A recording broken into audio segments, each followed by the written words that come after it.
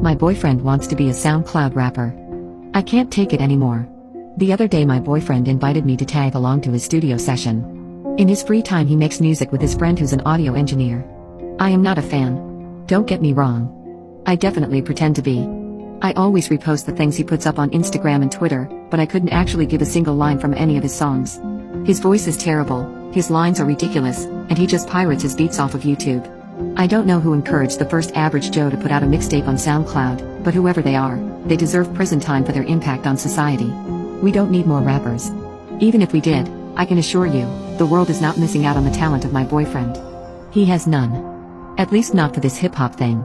All of his friends hype him up, and his parents are in his ear telling him to follow his heart, but the cards are stacked against him. Then, he had the audacity to tell me that he was quitting his job to pursue his passion full-time. I thought it was an April Fool's prank. It was the middle of September. I didn't know what to say.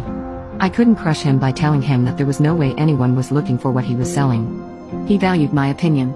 I didn't want to lie to him, but I also didn't want to be the one to end his dreams. I half-heartedly told him that was great. I think he sensed my displeasure because he told me that I should come to a sesh with his boy next week to see for myself why he was destined for greatness. I really didn't want to, but I figured the worst that could happen was that I would be stuck listening to garbage for 2 hours.